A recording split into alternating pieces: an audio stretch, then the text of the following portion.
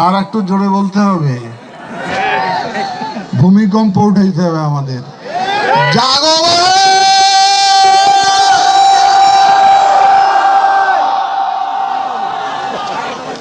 আজকের আমাদের এই তিস্তা নদী রক্ষা আন্দোলনের ডাকে আমাদের মাঝে উপস্থিত হয়েছেন আমাদের প্রিয় মানুষ,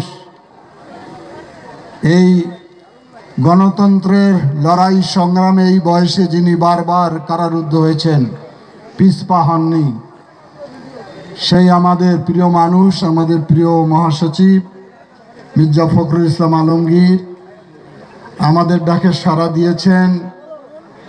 বাংলাদেশ জাতীয় পার্টির সভাপতি মোস্তফা জামাল হায়দার আমাদের মাঝে উপস্থিত হয়েছেন। বিপ্লবী ওয়ার্কার্স পার্টির সাধারণ সম্পাদক সাইফুল হক আমাদের মাঝে উপস্থিত হয়েছেন। বিএনপির ভাইস চেয়ারম্যান আমাদের প্রিয় মানুষ শামসুজ্জামান দুদু ভাই, চেয়ারপারসনের উপদেষ্টা কোকিল কণ্ঠী এতক্ষণ গান গেয়ে যিনি মোহিত করেছিলেন, সেই আমাদের প্রিয় বোন বেবি নাজনীন, আমাদের এই অঞ্চলের সহ সাংগঠনিক সম্পাদক আব্দুল খালেক, আমাদের ইতিমধ্যে আমাদের মঞ্চে জামাতে ইসলামের নেতৃবৃন্দ এসেছেন।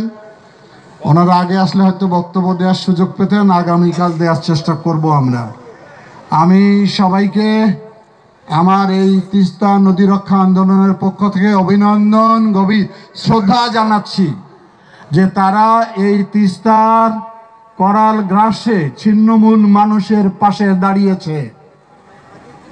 দীর্ঘদিন এই অঞ্চলের এই দাবি আমাদের, বহু পথ বহু সময় আমরা অতিক্রম করেছি। দীর্ঘ সময় স্বৈর শাসকের জাতাকলে আমরা নিষ্পেষিত